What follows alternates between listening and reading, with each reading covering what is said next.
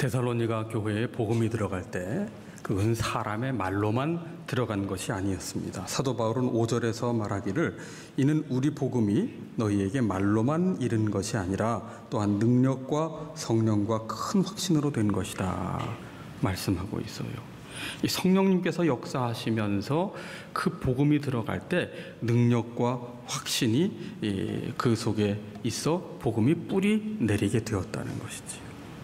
이 데살로니가 지역은 지난주에 소개해드린 것처럼 마게도냐 지방의 수도였습니다. 고도로 문명화된 도시였고 경제가 얼마나 풍요롭게 그렇게 정말 그 풍요함이 가득했는지 모릅니다. 그리고 그 남아도는 돈을 주체할 수 없어서 아테네에도 그랬지만 곳곳에 우상을 섬기는 신전을 정말 크고 웅장하게 지어서 우상을 숭배하는 그런 신앙이 만연했던 곳이고, 무엇보다 당시에 이 헬라 지역을 로마가 지배하고 있었기 때문에 이 헬라 지역의 이 굉장한 그 문화적이고 정신적인 풍요한 자산과 또 로마의 힘이 함께 어우러져서 대단한 우월감을 지닌 그런 도시의 시민들이 바로 데살로니가 사람들, 그 구성원들의 모습이었습니다.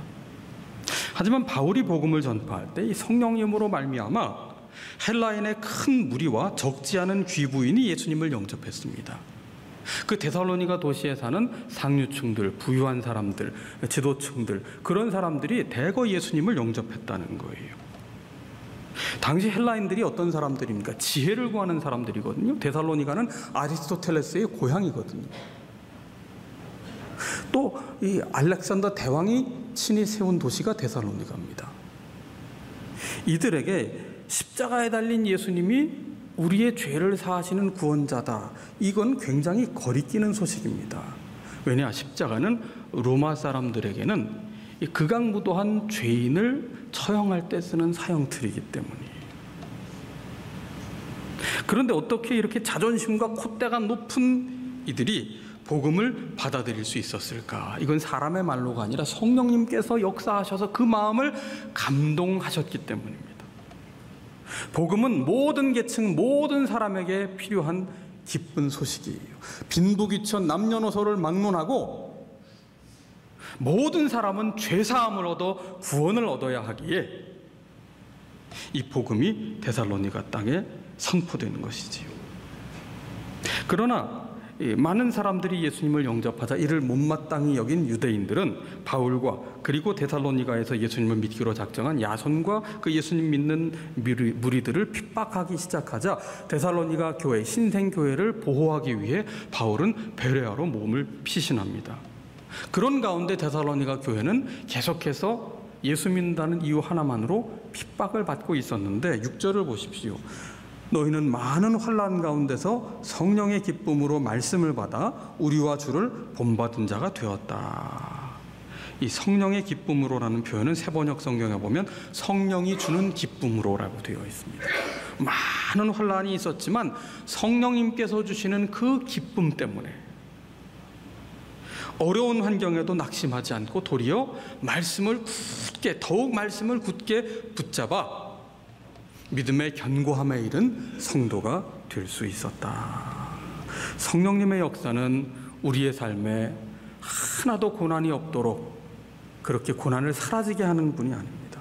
오히려 어떠한 형편에서도 평탄하든지 고난이 있든지 성령님께서 주시는 기쁨을 의지하게 하시고 또한 어떤 형편에서도 말씀에 붙들린 자가 되어 살게 하시는 것이 바로 성령님의 역사하심입니다.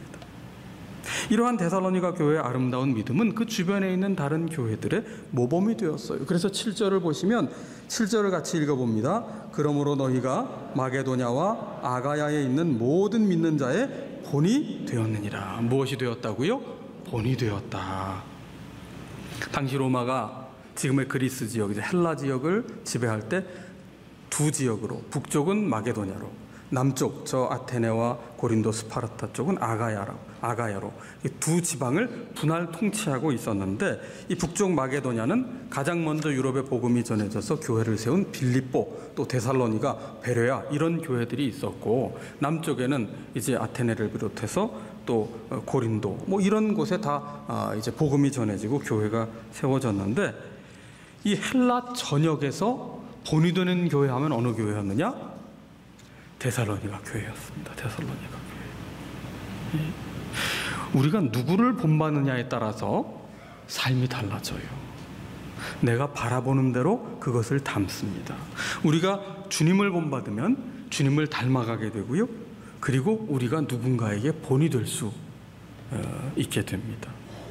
사도 바울은 본이 되는 믿음으로 살았어요. 그래서 고린도전서 11장 1절을 보시면 내가 그리스도를 본받는 자 된 것 같이 너희는 나를 본받는 자 되라, 이렇게 말합니다. 바울 자신을 본받으라는 얘기가 아니에요. 내가 예수님을 본받는 자로 살았더니 내 삶을 변화시켜 주셨다. 그러니 너희도 이 나의 믿음과 같이 예수님을 본받는 자가 되고, 내가 예수님을 본받는 자 된 것처럼 이렇게 주님을 본받으며 살아라. 데살로니가 교회는 그렇게 사도들의 믿음을 본받았고 주님을 본받아 모범적인 교회가 되었습니다. 이 부부는 닮는다고 하지요. 서로 바라보면서 서로 사랑하니까, 서로 대화를 나누니까 나도 모르게 은연중에 서로가 닮게 되는 겁니다. 이 참 고약한 말인데, 시어머니 아래 속독한 시집살이를 한 며느리가 나중에 며느리를 들이면 어떻게 돼요? 호랑이가 된다는 말이 있습니다. 욕하면서 배운다는 말처럼 무서운 말이 없지요. 본대로 배우고 배운 대로 닮게 되어 있습니다. 우리는 누구를 본받아야 됩니까? 주님을 본받아야 됩니다. 우리의 관심사는, 그래서 우리의 초점은 늘 주님이어야 돼요. 그럴 때 주님을 본받게 되고 본이 되는 성도가 될 수 있는 것이죠. 복음성가 중에 괴로울 때 주님의 얼굴 보라, 평화의 주님 바라보아라, 그런 찬양이 있어요. 그런데 괴로울 때 여러분 정말 주님의 얼굴을 바라보시나요? 대부분은요, 평탄할 때는 주님의 얼굴을 바라보는 것 같아요.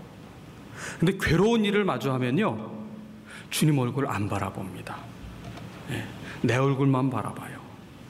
속이 문드러 터지니까 그냥 거울만 보면서, 아이고 또 이 주름살 생기는 거 봐라, 이 얼굴에 검게 김이 피는 거 봐라, 이거. 아이고 내 신세야 내 팔자야, 그러면서 문제만 집중해서 본다고요. 주님은 바라볼지 못하고 말이죠. 어쩌다 저 인간 만나서 내가 이렇게 됐는가.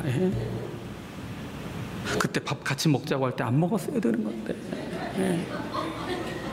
그때 막차 타고 같이 데려다 준다고 할 때 데려다 달라고 하지 말았어야 되는 건데, 어쩌다 내가 이 직장을 만나가지고 내가 이렇게 고생을 하는가, 어쩌다 내가 이런 성도를 만나고 이런 교회를 만나서 내가 이렇게 되었나. 이런 마음에는 무엇만 있어요? 원망만 있고 분노만 있고 피해의식만 있다고요. 그 찬양 가사 2절이 이래요. 힘이 없고 내 마음 연약할 때 능력의 주님 바라보아라. 주의 이름 부르는 모든 자는 힘주시고 늘 지켜주시리. 눈을 들어 주를 보라. 내 모든 염려 주께 맡기라. 슬플 때 주님의 얼굴 보라. 사랑의 주님 무엇을 준다고요? 안식 주리라. 왜 우리 삶에 안식이 없을까요?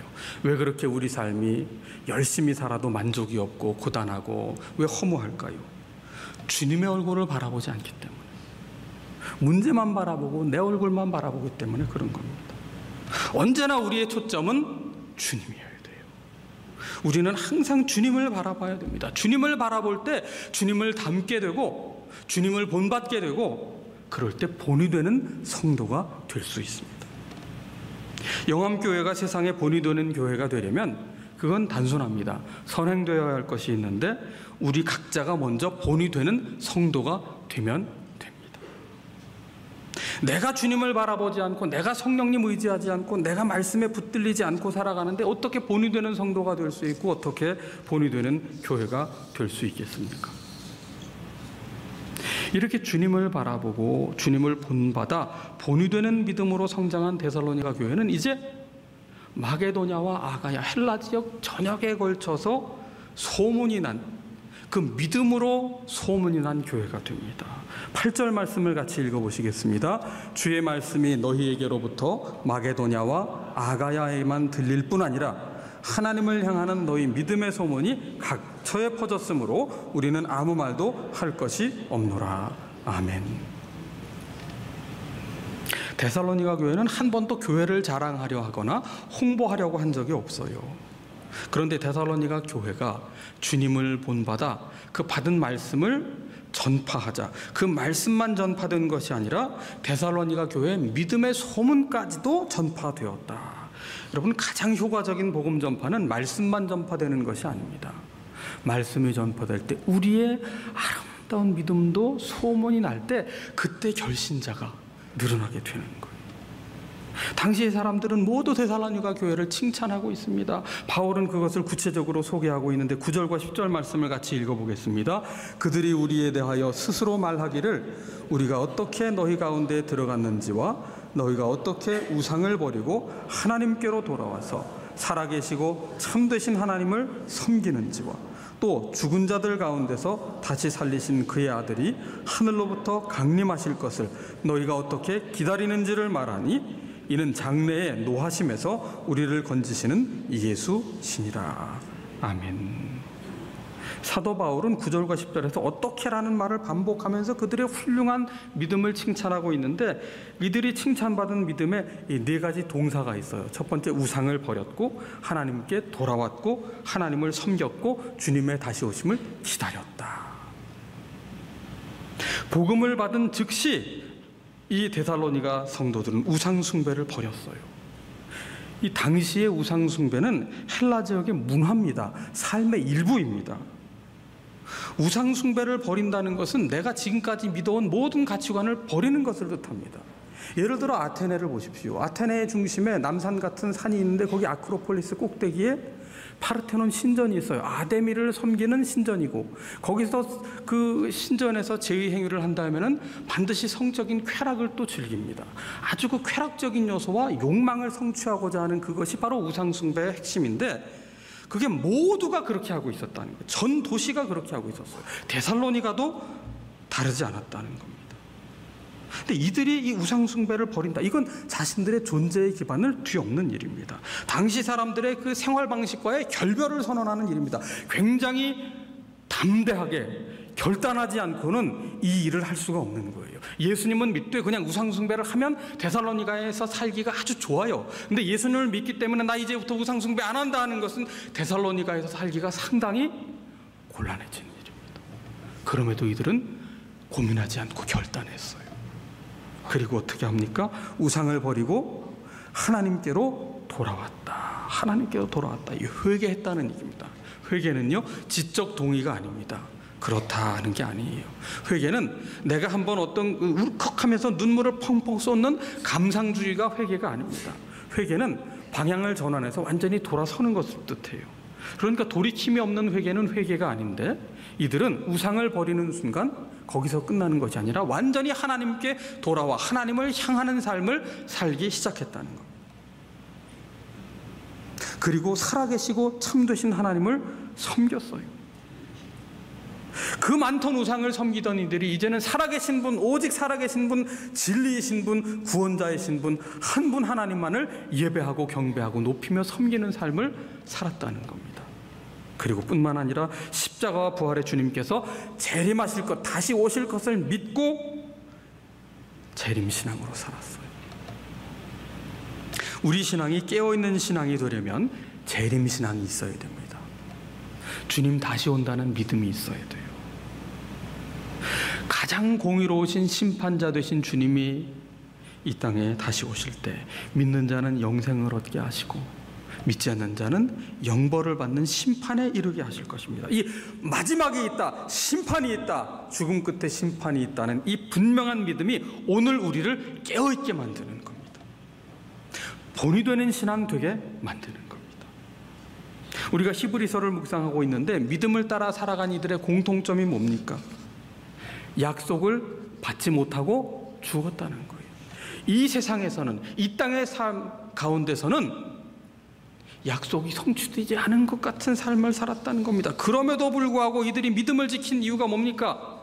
훗날에 주님께서 상급을 주실 것을 바라보며 끝까지 믿음을 지켰던 겁니다. 그래서 이들은 모이기에 힘썼던 거예요. 이것이 바로 아름다운 믿음이고 본이 되는 믿음 아니겠습니까? 제자입니까? 라는 책으로 한국 교회에 30년 전에 정말 큰 반향을 일으켰던 책이 있어요. 그 책을 안 읽어보신 분도 집에 하나씩은 다 꽂혀 있을 겁니다. 이사 가실 때라도 발견을 하게 될 거예요. 왜? 선물들을 하도 많이 해가지고. 예. 이 후안 카를로스 오르티즈 목사님이 우리에게 전곡을 찌르는 말을 했어요. 이게 30년 된 책인데, 오늘날 교회의 성장은 바른 성장이 아니라 몸집만 커진 것이다, 그렇게 진단합니다. 교회가 성숙해진 것이 아니라 오히려 비대해졌다고 말합니다. 후안 카를로스 오르티즈 목사님이 그 교회에서 사역하면서 300명이던 교회가 600명이 됐어요. 배가가 됐습니다. 얼마나 기쁨이 가득하고 목회에 대한 자부심이 있고 성도가 교회에 대한 그 자부심이 또 얼마나 넘쳤습니까? 그러던 어느 날 후안 카를로스 오르티즈 목사님의 그 내면에 하나님의 음성이 울림으로 다가오는 거예요. 너는 교회가 자랐다고 생각하느냐? 그건 교회가 자란 게 아니라 살이 찐 것이다. 너는 지금 교회가 부흥했다고 생각하느냐? 부흥한 것이 아니라 비대해진 것이다. 300명이 모였을 때나 지금 600명이 모일 때나 달라진 것은 하나도 없다. 왜냐? 너희가 조금도 믿음이 자라지 않았기 때문이다. 몸집만 커져버린 교회가 되었는데 거기 무슨 자랑할 것이 있느냐는 하나님의 음성을 그가 듣게 됩니다. 공룡이 멸종된 이유는 몸집이 너무 컸기 때문이라고 하죠. 오늘 우리 교회는 과연 건강한 교회인가? 오늘의 말씀에 비추어 볼 때 과연 우리 영암교회는 본이 되는 교회인가? 우리는 정말 본이 되는 성도인가? 나는 본이 되는 목사인가? 나는 본이 되는 장로인가? 나는 본이 되는 집사요, 권사요, 성도인가? 세상으로부터 신뢰와 존중을 받는 성도로, 교회로 그렇게 믿음이 자라가고 있는가? 물어야 한다는 겁니다. 교회는 부름받은 사람들의 모임이라는 뜻이 있어요. 그냥 사람들이 모인 곳이 아니라는 겁니다. 주님의 십자가의 은혜로 그 반석 위에 세움 입은 곳이 교회입니다. 신앙의 고백을 가진 사람들이 모인 부름받은 자리입니다. 성도 한 사람 한 사람이 바로 성령님이 친히 거하시는 성전이에요. 우리가 움직이는 교회입니다. 우리 한 사람 한 사람이 주님을 본받아 본이 되는 그리스도인이 될 때 비로소 우리 교회는 본이 되는 교회가 될 수 있는 겁니다. 우리 교회가 본이 되는 교회가 되려면 내가 먼저 주님을 본받는 성도로 날마다 변화되어 가야 합니다. 나는 가만히 있으면서 우리 교회가 변화되기를 바란다면, 왜 우리 교회가 변화되지 않고 성도가 변화되지 않는다고 한다면 그거는 말이 되지 않아요. 성도 한 사람 한 사람이 나부터 진정 주님을 닮고자 하는 그 열망이 계속해서 타오르고 주님 안에 거하고자 하는 그 불씨가 꺼지지 않고 성령님 의지하고자 하는 그 열정, 그리고 말씀에 대한 그 갈망이 있을 때에 비로소 우리는 주님을 본받는 성도가 될 수 있고 본이 되는 성도가 될 수 있고 본이 되는 교회를 이루어 갈 수가 있는 겁니다. 이 데살로니가 교회가 본이 되었다는 말은 모범이 되었고 표준이 되었다는 얘기고 그 당시에 교회의 모델이 되었다는 얘기예요. 우리가 아무리 전도를 열심히 해도 그 교회가 모이면, 성도가 서로 모이면 불평을 하고 손가락질을 하고 보이지 않으면 뒤에서 뒷담화를 하고 부패하고 투명하지 못한 교회가 된다거나 게으르고 교만한 교회가 된다거나 냉랭한 교회가 된다거나 다투는 교회가 된다면 결코 본이 될 수 없습니다. 건강한 교회, 좋은 교회는 어떤 교회냐? 큰 교회, 유명한 교회가 되는 것이 아닙니다. 지역에서 본이 되는 교회가 되어야 하고요. 예수 믿지 않는 주위의 사람들이 영암교회는 좋은 교회다, 교회가 되려면 영암교회처럼 되어야 한다, 교회 가려면 영암교회 가야 한다, 이런 말을 들을 수 있어야 된다는 것이지요. 우리가 교회에 대한 긍지를 어디에서 가져야 됩니까? 교회의 크기입니까? 교회의 규모입니까? 교회의 역사입니까? 한 가지, 본이 되는 성도인가? 본이 되는 교회인가? 날마다 주님을 닮아가는 성도요, 주님을 본받는 교회인가? 거기에서부터 우리는 긍지를 갖고 의미를 찾아야 되는 겁니다. 큰 교회든 작은 교회든 주님을 본받아 본이 되는 성도가 모인 교회가 바로 건강한 교회고 좋은 교회가 될 수 있는 것이지요.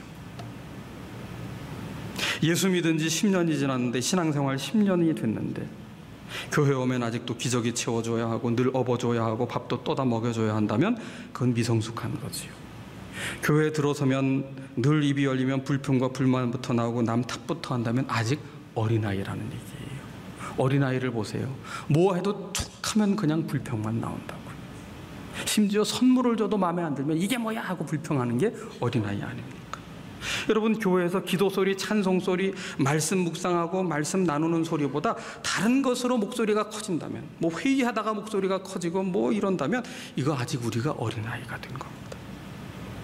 신생아도요, 태어나서 1년이 지나면 돌이 되면 그 무렵부터 걷기 시작해요. 스스로 걷고자 일어납니다. 예수 믿고 1년이 지나면 내 믿음의 걸음마를 해야 돼요. 언제까지 돌봐주기만을 바라고 언제까지 나를 바라봐 달라고만 해야 되겠습니까? 예수 믿은 지 10년 지났다 그러면 이제 청소년기에 들어가는 거예요. 10대가 되면 스스로 옷을 입을 줄도 하고 스스로 밥을 먹을 줄도 합니다. 자기 앞가림을 할 수 있어야 된다는 거죠. 20년이 지나면 어엿한 청년교인이죠. 웬만하면 스스로 홀로 서기를 할 수 있어야 됩니다. 하물며 30년 신앙생활했다 그러면 이건 성숙해진 장년 성도가 되는 겁니다. 나이 30이 지나면은요, 스스로 밥도 먹고 스스로 직장을 찾아가서 일도 하고 돈도 벌고 남도 섬기고 배려할 줄도 알아야 되지 않아요. 이게 성인 아니에요. 신앙생활한 지 30년이 지났는데 아직도 성경 말씀 먹어라, 기도 생활해라, 예배에 빠지지 말아라, 남을 섬겨라, 봉사해라, 구역 모임 가시고 소그룹 모임도 가시고 영화막당도 가보시고 큐티방도 가라고 체근해야 된다면 이건 문제의식을 가져야 됩니다. 왜 우리가 제자리에 머물고 있을까? 나는 잘한 게 아니라 그야말로 비대해진 겁니다. 신앙연수가 40년이 지났다 그러면 우리 속에서 예수님을 닮은 모습이 눈에 보여야 합니다. 저분의 말투를 보든지 저분의 몸가짐을 보든지 저분의 표정을 보든지 저분의 눈빛을 보든지 저분의 인품을 보든지 과연 예수님을 닮아가는 분이시구나. 어떻게 예수님을 저렇게 믿을 수가 있을까? 이게 주님을 본받는 삶이고 본이 되는 신앙인의 모습입니다. 우리가 본이 되는 성도가 되려면 끊임없이 주님을 닮도록 흉내를 내야 됩니다. 그렇게 주님을 닮아가고자 할 때 본이 되는 성도가 되고 본이 되는 교회가 될 수 있는 것이지요. 우리가 성령 강림절 이후 이제 오순절 이후에 절기를 보내고 있는데 성령 충만의 증거가 뭐냐? 성령 충만의 증거를 능력과 기적이 나타나는 것으로만 국한시켜서는 곤란합니다. 그렇게 치면 고린도 교회처럼 많은 성령의 역사, 은사가 나타난 교회가 더 있을까요? 그런데 고린도 교회는 바울의 평에 의하면 한마디로 어떤 교회예요? 미성숙한 교회입니다.